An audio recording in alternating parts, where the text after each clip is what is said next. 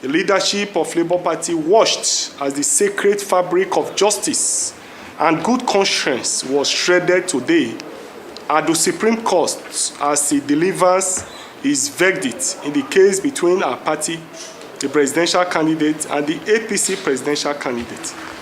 We are indeed very shocked and surprised that even the Apex Court withheld the line of an earlier judgment in spite of all the flaws associated with the judgment delivered by the Presidential Election Appeal Tribunal. Having conclusively exercised our fundamental rights as gifted to us by the laws of the land, we have no other choice but to move on. We may be disappointed and dismayed by the outcome of the exercise, but we have chosen to trudge on and to remain optimistic of what the future holds for the nation. We weep for our institutions that cannot rise to the occasion and courageously defend democracy and the voices of the people. However, there are great lessons to be learned. What transpired in Nigeria since February 25th presidential election is a clear testament that our institutions are not working and that we may be sliding towards dictatorship. It is very clear that the executive and the judiciary have all been hijacked. This is so unfortunate for our democracy, and it is even more for the people of Nigeria. All what our forebearers taught us has been destroyed within a short space of time because of unbridled ambition of the few. The founding fathers fought with their lives to achieve independence for the country. People lost their lives for the struggle to keep our democracy. And all these years, people have been struggling to achieve electoral and constitutional reforms. Regrettably, all these efforts and struggles have been destroyed today. It is also pertinent to put on record that we have it on very good authority that the government have marked some Labour Party key leaders, myself especially, and our leader, our presidential candidate, Mr. Peter Obi in particular, for vilification in order to suppress the party, suffocate our team, and our goal of a new Nigeria. The planned persecution, intimidation, suppression, and harassment of our leaders using security agencies and all other government institutions will definitely be defended. We therefore call on all our members and the obedient family to be vigilant and brace up for the challenges ahead. The struggle for a new Nigeria will certainly be tortuous and hard. We are also calling on the international community to rise to the occasion to defend democracy in Nigeria. Your voices were loud and clear in condemnation of the outcome of the presidential election. As we approach the next stage of our democratic journey, we call on you to stand by the millions of Nigerians who are already pushed beyond their limits into unnecessary hardship, poverty, and penury. Finally, we urge Nigerians not to lose hope in our country. Though we are paying a huge price to achieve a Nigeria of our desire, we are hopeful that we'll get to our destination someday, because where there is a will, certainly there will be a way. A new Nigeria, we believe, is still possible. Thank you, and God bless you this afternoon. So that's the speech from the leadership of Labour Party, and I don't know if there's any clarification or questions that you may want to ask, or whatever, so that the national chairman is here to don't break. Yes, my name is Lucky Isawobi. I work for Channels Television. You said some party officials, including your presidential candidate, have been marked for vilification. Yes. Do you have any evidence to substantiate this allegation? Well, as at now, that's why I said don't confirm report has it. That is the plan. And there may be no evidence, but we have it on good authority.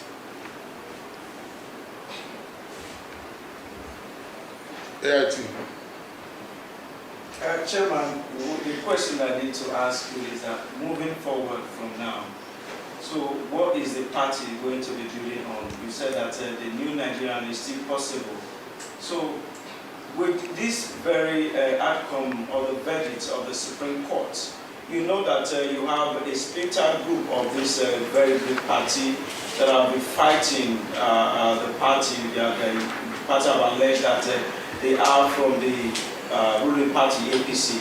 So do you think that this one will lay their own fights to rest?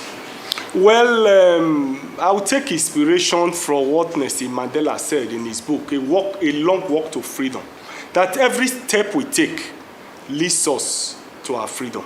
I honestly believe that the struggle for a new Nigeria has just begun, and even the judgment of today is a step towards reclaiming Nigeria. It's a step towards a new Nigeria. Obviously, we will not rest on our oars until that feat is achieved. We will remain resolute, we will remain focused, we will continue the struggle, obviously, must continue, irrespective of the distraction. And I want to say categorically, no amount of people sponsored to distract us that will stop us from expanding our party in terms of membership, in terms of our ideology, propagating it, and so on and so forth. We are going to continue the struggle. We are going to continue to expand the party. We are going to continue to struggle for what we believe in until a new Nigeria is possible. Today, I must state categorically that Nigerians are suffering in the midst of plenty. People have taken power, and the lives of the people have not improved. Today, a dollar is sold for almost 1,500 naira. As we speak today, petroleum product, fuel precisely, is sold for almost 800 naira per liter. People are hungry, people are not in school, Nigerians are out of school. Inflation, as we speak, by December, by figures given by government agencies, will soon hit over 30% rate of inflation. And so you can see that it's not taking power that matters. It is what you do with power. They have taken over government, but yet the standard of Nigerians have continued to deteriorate. So we are here, we are down, and we fear no fall. We'll be focused, we'll remain, we'll stand on the part of Nigerians, the many millions of Nigerians who supported us, who voted for us, which mandate has been stolen. We'll continue to stand for them. We'll continue to remain their voice. We'll continue to speak. We'll continue to defend them. We'll be on the street with them. We stand by them. Come rain, come sunshine. Thank you. Thank you, Chairman. Are you disturbed that by virtue of this judgment, members of your party at the National Assembly will leave? Well, I'm not disturbed that our members in the National Assembly will leave, because I believe strongly that they appreciate the circumstances that brought them to office. They were the products of that struggle. They have become the symbol of the struggle for a new Nigeria. And I expect that they must stand firm, stand committed to that very vision, to that struggle till it is actualized. So I do not believe that any lawmaker who is in the House on the platform of the party will leave the party. They have become the champions and the symbol of this struggle. And I want to believe that they are committed to it and they will remain. However, whatever plays out, we are here and they will remain as a party. I will continue with the ideology of our party. All right. Good afternoon, Mr. Chairman. In your speech, you said and I quote, "It is very clear that the executive has hijacked both the judiciary and the legislature." I'm wondering what informed that process, that thought process, and if the Supreme Court judgment had ruled in favor of the Labour Party, would you still hold this motion? No, obviously, I wouldn't hold that impression. They didn't rule in the favor of the party.